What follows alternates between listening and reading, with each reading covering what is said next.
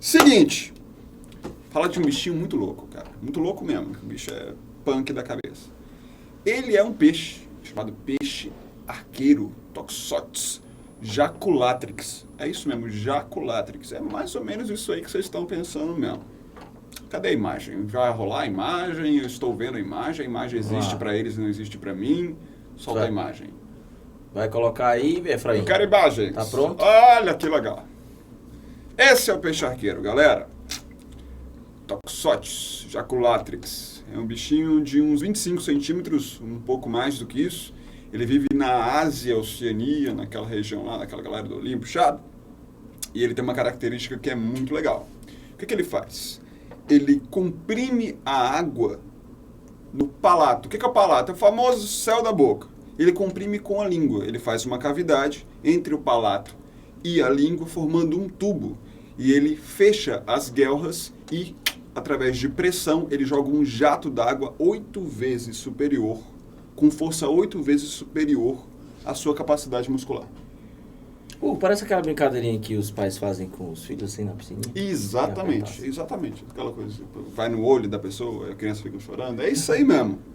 Então, o peixe arqueiro, ele derruba insetos dessa forma. Esses insetos que ficam pousados nas folhas de plantas aquáticas ou plantas de beiras de rio, eles derrubam esses insetos com esse jato d'água. Esse jato pode alcançar até 1,5 metro. É muita coisa para um peixinho de 25 centímetros. Isso sério? Para quê? 1,5 metro. Ei, pô, tu estudou dessa vez, hein, cara? Dessa vez eu estudei. Eu não li nada. Mas sério, 1 metro e tanto? 1,5 metro. É absurdo. Então, absurdo. Agora eu tô impressionado. Eu antes não tava, não. Agora eu tô. E outra coisa, para que eles fazem isso? Para comer os insetos. Então, basicamente é isso. Só que, eu não sei se vocês lembram, eu não sei se o Delfrânio já falou aqui. Lembra, você está dentro da água, ou se você estiver fora da água, enxergando alguma coisa que está dentro da água, um peixe, por exemplo, você sabe que ele não está imediatamente naquela posição visual em relação à atmosfera. Você está vendo ele num lugar, mas na verdade ele está um pouquinho deslocado. Isso por quê, Idafrânia? Isso porque a luz sofre desvio quando viaja em meios diferentes. Um desvio como consequência da refração. Perfeito. Então, como é que o peixe acerta? É até legal a gente falar desse tópico, porque é uma coisa que faz parte do conteúdo pragmático dos meninos, então até para quem está se preparando para fazer prova, que é o fenômeno da refração. E a gente fala de divulgação de ciência, essa eu nunca conversei contigo. Uma coisa que eu sempre ensino para os meninos na sala de aula, às vezes tem coisa que ensinam errado quando o cara é criança, para guardar para ensinar direito depois quando o cara cresce. Todo livro de ciências vem com uma foto de um copo com um lápis dentro, com água, o lápis quebrado. Isso. E aí diz, você sabe o que é este fenômeno? É a refração. E aí o moleque chega no ensino médio e vem achando que refração é o desvio que a luz sofre. Só que, a gente conversou sobre isso mais cedo, a luz é onda eletromagnética, e tem uma velocidade de propagação. O que determina a velocidade de propagação de qualquer onda é o meio em que ela está. Então, a gente está falando aqui de quê? De um peixe, então ele está dentro d'água, olhando para um inseto que está fora d'água, ou seja, no ar. Então, é preciso que a luz saia do inseto e chegue ao olho do peixe. Então, é uma onda que vai estar se propagando no ar e vai passar a se propagar na água. Mudou de meio, muda a velocidade de propagação. Isso é o que se chama refração. O desvio, ele pode ou não acontecer, né? Então, eu tenho refração com desvio e tenho refração sem desvio. Nesse caso, é uma refração com desvio. E aí, é o que a gente está mostrando na tela aí para a galera. Essa altura do campeonato, eu não estou mais sabendo desenhar nem peixe, beleza? Mas vamos fazer de conta. A gente aponta aqui, ó. Isto é o peixe, ok? E isto é a linha do nível da água. Não, a sua linha ficou ótima, eu queria dizer isso. Desenha linha como ninguém. Peixe eu já não posso dizer o mesmo. Aí, isso é o quê? Acima é o ar e isso aqui é o sol. Isso é o sol. Isso, garotão. Muito bem. Aí o que acontece? Vamos fazer de conta que o sol aí vai estar representando a fonte de luz como se fosse o inseto. Só que o sol emite e o inseto reflete, mas vai dar na mesma. Okay. Então o que acontece? Quando você tem a luz viajando no ar, E aí um dos princípios da ótica é que a luz viaja em linha reta. Então tem esse sentido de propagação. O que acontece quando a luz incide na superfície de separação entre os dois materiais? A gente também teve essa discussão aqui mais cedo, falando sobre a reta normal. O professor de física, de ótica, sempre vai dizer, em todo ponto de incidência, sempre passa uma reta normal, ou seja, uma reta perpendicular, que é a intenção de medir o ângulo de incidência. Então, quando a luz passa de um meio para o outro, ela vai sofrer mudança na velocidade e, por consequência, ela vai acabar tendo desvio. No caso, a luz não viaja mais na mesma direção e pelo fato de ela passar do ar, que é gás, para a água, que é líquida, o meio é mais denso. Então, a gente fala que ele é mais refringente e, com isso, a luz perde velocidade. E a consequência disso é aproximar da normal. Então, acaba que essa luz faz isso. Então, ela tinha aquela direção original e ela sofreu um desvio aproximando da normal. Isso aqui a gente está mostrando, então, o que é que o peixe vai ver quando ele olha para fora d'água. A gente interpreta a luz viajando em linha reta. Então, ele não tem noção de que a luz sofreu um desvio. Então, o que é que projeta na interpretação do peixe? Ele vai ter a sensação de que a luz veio dessa direção. Perfeito. Então, o que ele vai estar olhando, nessa posição. E não é que ele vê dois sóis. Esse é o objeto e aquela imagem. Não. O que ele vê é o que está apontado lá em cima. Uma experiência até que os meninos, eu sempre sugiro que você pode fazer, você está na borda da piscina. Aí você entra na água e fica olhando para a borda. Aí você diz, eu vou pegar na borda. Aí, aquela história de você fazer o cálculo, proprioceptores, não sei o quê, tu dá o bote na borda, tu sempre vai bater o pulso. Isso. Porque tu tá vendo aqui em cima, quando na realidade a borda tá aqui. Então, esse é o problema do peixe. Então, o que é que o peixe tem que fazer? O peixe tem que fazer um cálculo usando a lei de Snell. Agora você vai explicar para nós o que é essa lei. Bom, porque depois eu vou explicar as relações evolutivas disso aí. Como é que... Porque será que ele faz esse cálculo mesmo? Será que ele assiste física marginal? Então usou. Usou. A lei de Snell fala NI seno I igual a NR seno R. Vamos relembrar? Esses N's representam os índices de refração de cada um dos materiais envolvidos. O I quer dizer o raio de luz incidente, então nesse nosso exemplo ele está no ar, então aqui entra o índice de refração do ar. E o R quer dizer o meio onde está o raio refratado, nesse caso na água. E nesse caso maior do que o NI. O seno de I e o seno de R refere-se ao ângulo de incidência e ao ângulo de refração. Então, nesse caso, para ele conseguir saber qual é a diferença de posição entre o objeto e a imagem, né, a posição aparente do objeto, só vai se você desenrolar isso com lei de Snell. Isso é uma questão clássica de ótica para os meninos, onde a gente pede, determine o afastamento entre o objeto e a imagem aparente, onde você pensa que está. Eu coloquei o outro desenho ali, porque eu queria fazer o caminho reverso, né? Como é que o sol vê o peixe? É preciso que a luz saia do peixe, ela vai sair da água e vai afastar da normal, porque agora ela está indo do meio mais para o meio menos refringente. Então, isso vai fazer com que ela ganhe velocidade e, ganhando velocidade, ela afasta da normal. O que é que, então, o sol veria? Ele acha que a luz viaja em linha reta e ele vai enxergar o peixe nessa posição. Aí é aquela condição do menino afoito que quer entrar na piscina, aí ele chega na borda e olha, a mãe reclama e ele diz, não, mas é bem rasinho. Você tem sempre a sensação que é mais raso. Então, quando eu olho de dentro para fora d'água, eu vejo os objetos mais afastados. Quando eu olho de fora para dentro d'água, eu vejo os objetos mais próximos. E o que manda nesse desvio é a chamada lei de Snell. Calcula ou não calcula?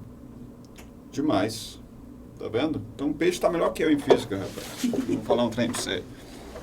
Gente, agora vamos lá. A parte mais interessante, não, mais interessante não, porque mais interessante para mim, né? Mas uma das partes mais fascinantes desse processo é, você é um peixe, certo? E você tá com fome. E aí você tem a brilhante ideia de cuspir num inseto. Não é assim que a coisa ocorre, tá? É bom a gente falar duas coisas. esses comportamentos, principalmente esses comportamentos muito atípicos, muito exclusivos, né? Muito bizarros para determinados tipos de animais, eles surgem naquela espécie através de milhares e milhares e milhares de anos de pressão seletiva. Então vamos imaginar o seguinte cenário. Imagina um lago com pouca disponibilidade de alimento e alta pressão de predadores. Então esses peixes vão ter que ficar muito escondidos ou muito próximos às margens, mas não vai ter comida.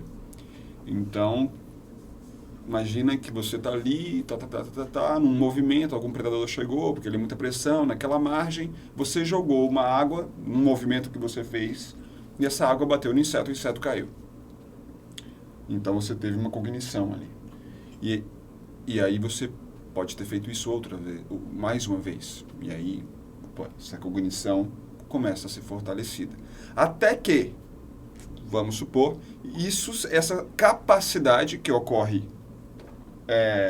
ao acaso, tá? Mas uma capacidade pequena, não essa de 1,5 metro, uma pequena capacidade de você cuspir e derrubar o inseto a essa distância, ela é selecionada geneticamente, porque aquilo promove o estabelecimento daquela pequena população.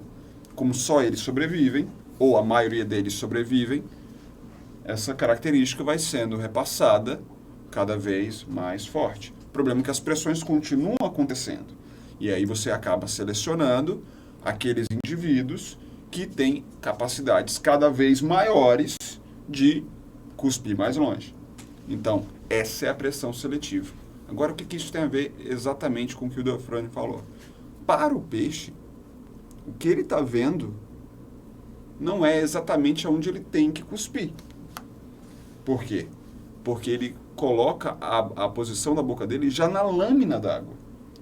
Então, ele enxerga o inseto e ele tem que cuspir em um ponto que não é um inseto.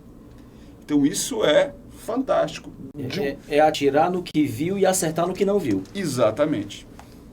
Exatamente. Da mesma forma, o índio, caçando com uma lança, pescando com uma lança, ele tem essa capacidade de entender que ele não pode jogar a lança em cima da imagem aparente, em cima do peixe para ele, né? E aí ele elabora um monte de crenças arraigadas nesse processo. Né? Várias tribos brasileiras que caçam com lança, elas têm um sistema de crenças que explicam esse processo.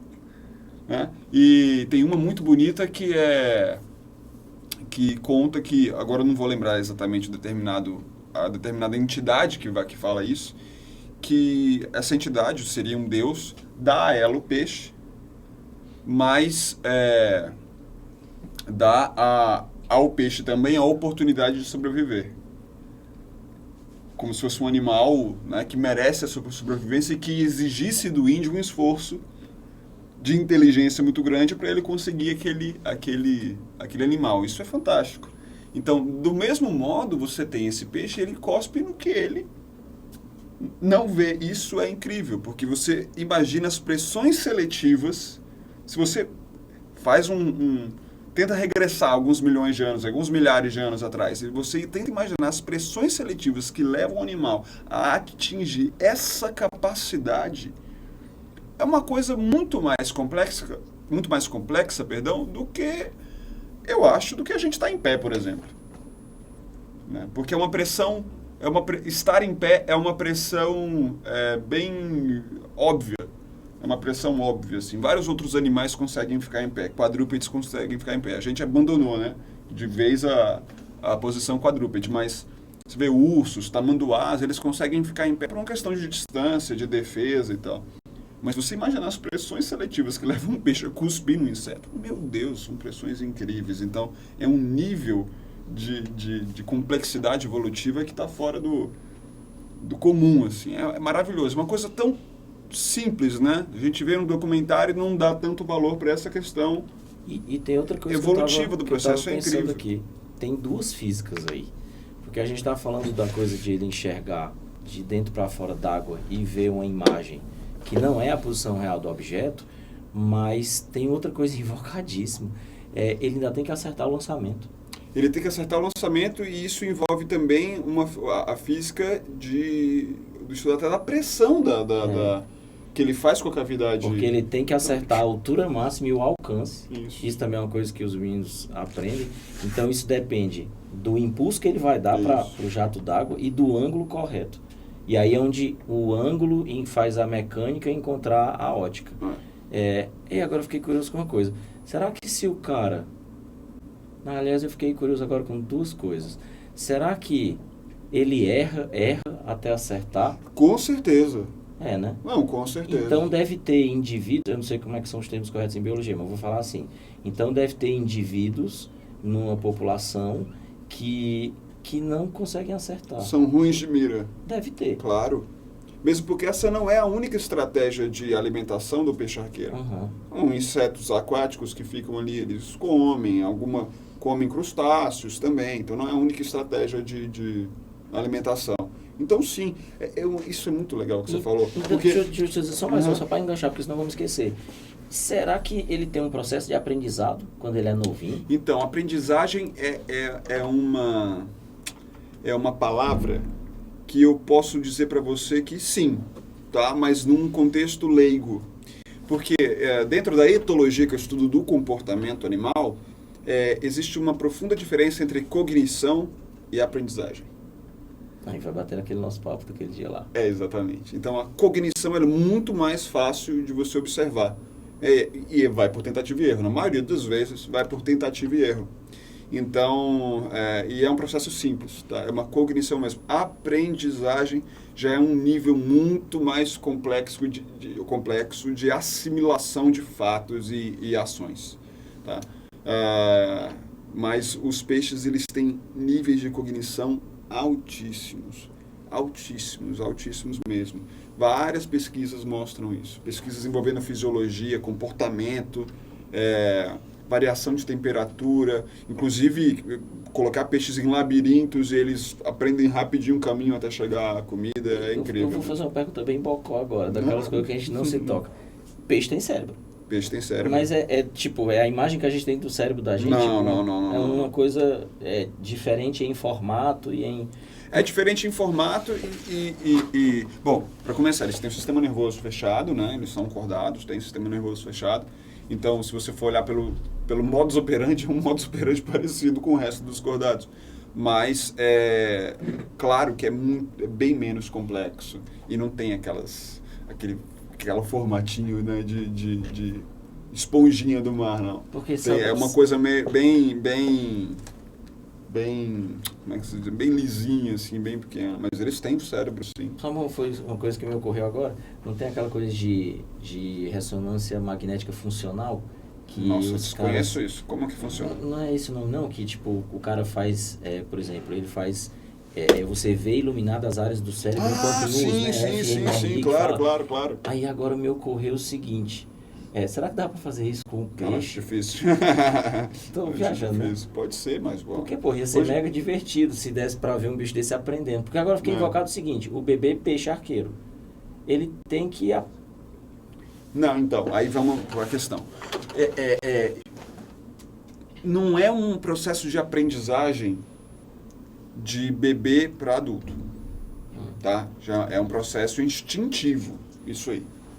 É um processo instintivo. Se pegar um bebê peixe-arqueiro e soltar, ele vai fazer isso. Isolar ele e ele vai fazer isso igual. Isolado, né? Porque peixe, eles não têm essa capacidade de aprendizado com os pais. Papai pra... Não tem. É instintivo mesmo, tá? Existe cuidado parental em peixes, tá? Mas não nesse sentido. Então não é bem por aí não, mas a questão você pode ter indivíduos que não sejam tão bons de mira, isso tem, isso há essa possibilidade. E é muito tentativa e erro. E isso inclusive é uma forma de responder essas pressões evolutivas. Não é assim, nasceu um peixinho que consegue cuspir. Não é assim não. É um processo bem lento mesmo. Porque inclusive tem uma coisa, Efraim, cadê a imagem? Tu tá fácil aí, tu pode colocar de novo? Pronto. Caramba, que imagem sensacional. Porque tem outra coisa aí. Esse efeito que a gente mostrou do desvio da posição real por causa da refração, ele é tanto menor quanto mais perpendicular, nesse caso vertical, Isso. for o raio, certo? Perfeito. Então, uma coisa que a gente percebe é que ele se posiciona quase embaixo do arremesso. Então, isso minimiza a diferença. E aí vamos pensar, ele não está atirando um projétil, ele está atirando um jato. Isso. Então, isso espalha e ele tem mais chance de acertar. Então, até isso é uma coisa curiosa, porque, vou falar da seguinte maneira, seria esperto ele ter a percepção que não só não é chegar na superfície, mas é se colocar praticamente embaixo. Minimiza o efeito da refração. Até isso é passível de ser Como estudado. tentativa e erro. Como tentativa e erro. Como tentativa Mas e erro. como uma esperteza tremenda. Isso, lógico. Está dentro desse processo instintivo a questão do posicionamento. É que nem uma onça para caçar. Uma onça, ela sabe, ela não agacha, abaixa as orelhas e balança o corpo. Aliás, onça, qualquer felino, tá? Faz isso porque, é bonito. Não, ela sabe, né, dentro de todo esse processo instintivo, ela sabe que essa é a melhor maneira de atacar. E você pegar um filhote de onça, que aprende muito com os pais, mas se você pegar um filhote de onça ou um gato doméstico isolado, ele vai fazer a mesma coisa. Para você ver o nível de complexidade que a evolução nos traz, né? Em todos os modos. É fantástico. Eu lembrei outra coisa. Efraim e Lara, eu vou jogar um problema para vocês aí. Procura uma imagem para mim, eu acho que chama... Tu vai me ajudar a acertar. Eu acho que é basílico. Aí escreve assim, lagarto que anda sobre as águas. Sim. Tá, vocês estão me ouvindo? Dá para fazer isso? A gente vai mostrar uma imagem aí para vocês, mas só para ir antecipando aqui o papo, porque tem tudo a ver com isso que a gente está conversando. Tem um lagarto que, não sei se esse é o nome, depois tu ajeita aí a nomenclatura se eu estiver falando besteira, mas que ele caminha sobre as águas. De fato, não é caminha, ele corre. Mas ele corre sobre as águas. E os caras levaram um tempão para entender como é que ele fazia essa paradinha.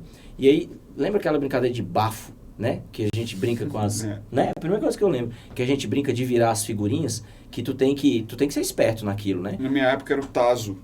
O tazo. Vixe, teve muito isso lá em casa, porque o Eugênio brincava com essas coisas.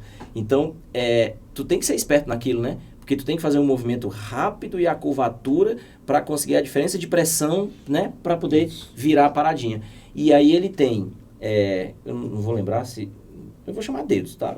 Tu ajeita aí depois. Tá certo, pode falar. Falanges. Com aquelas membraninhas, de modo que ele consegue, na hora que ele toca na água, ele faz esse movimento e ele forma uma bolha de ar sob a pata. Tá certo. Pata. Para eu não usar a nomenclatura correta. Passei 24 horas dizendo que a nomenclatura é importante para o aprendizado do conhecimento, mas aqui é outra nomenclatura, né? Então, o cara usa braço, né, para fazer, né? Pronto. Aí ele faz aquela bolinha de ar para gerar empuxo, que é para garantir... Aí vamos lá, todas as adaptações. Ele deve ser pequeno e leve pra caramba. Muito. E a corrida dele é engraçadíssima, né? Porque ele corre com as patas tipo abertas assim. E tem que ser super rápido, porque é o tempo da bola estourar. Uma característica preponderante é a rapidez, né? Olha lá ele, olha lá. Exatamente isso daí. É lagarto mesmo? Tá certo falar assim? Tá certo, é isso mesmo. Ele se não me engano, é africano. Eu não lembro. Mas é isso, ele é muito rápido. E é isso que você falou. Durante muito tempo, achava-se que era... não, beleza, ele tem essas membranas e achava-se que ele surfava rapidamente, sabe? Surfava rapidamente. Não é. É formação, de fato, de bolhas, é como se ele levitasse por cima da água, né? Incrível mesmo. Caramba. Lagarto é um grupo enorme, né? Nossa, enorme. Um grupo dentro de Squamata,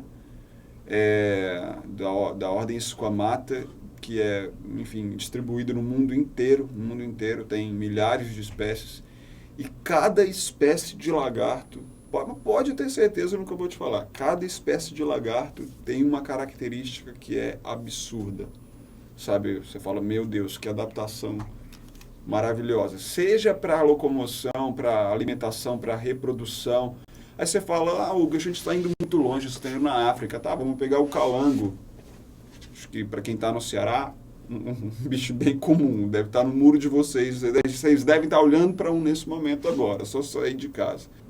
A fisiologia dele é muito bem preparada. Então, lagarto se você pegar qualquer espécie de lagarto, a gente conseguiria dar aulas e aulas de física sobre cada um. Física dos lagartos. Seja para locomoção ou qual é o tipo de estratégia que ele usa para aguentar alta temperatura, baixa temperatura, alta umidade. Pô, aquela paradinha de subir na parede, né, moço? São geconídeos. Você pega os geconídeos, que são esses lagartos que têm as vilosidades. Nossa, se pega... Pronto, posso pedir imagem? É claro. Procura no Google pata de geconídeo. Põe geconídeo. Você pega qualquer imagem de detalhe de pata. É incrível. Acho que eu já vi. Que é incrível. Inclusive, empresas usam esses estudos da morfologia para desenvolver material aderente. Que é absurdo, né? Caramba. Inclusive, isso, olha, tá vendo? A gente vai ficar aqui um ano falando. Isso é outra coisa muito legal. Se você... daria para a gente fazer uma palestra inteira sobre empresas de tecnologia que utilizaram morfologia animal para inspirar produtos. Pronto, olha lá. Coloca grandão, pode colocar grandão. Então é incrível, né? Porque você tem essas vilosidades e aí você fala, Hugo, não, mas isso aí dá para ver olho nu. Então, se você aproximar as vilosidades, você vai ver que cada vilosidade dessa vai ter mais um complexo enorme de estruturas aderentes. Incrível. Ei, mas aí o que é que entranha a lógica é essa. A lógica é essa. Então ele tem velocidades e microvelocidades para achar mínimos espaços. Então em pequena escala é o que faz o cara que escala. Ele fica procurando espacinhos para enfiar as mãos e os pés para se agarrar. Exatamente. Ah, velho. Tá sem jeito. A gente vai ter que fazer outro Física do Reino Animal. Que fogo, cara. Geconide. É a minha família preferida de lagarto. Acho que da maioria dos herpetólogos que trabalham com répteis e anfíbios. Muito show. São animais incríveis mesmo. Muito show. Ei, cara. Brigadaço. Faltam 1 hora e 19 minutos. Tenho certeza que a gente produziu muito conteúdo relevante e a gente já saiu daqui com pelo menos 3 coisas novas para fazer. Só para variar, como sempre.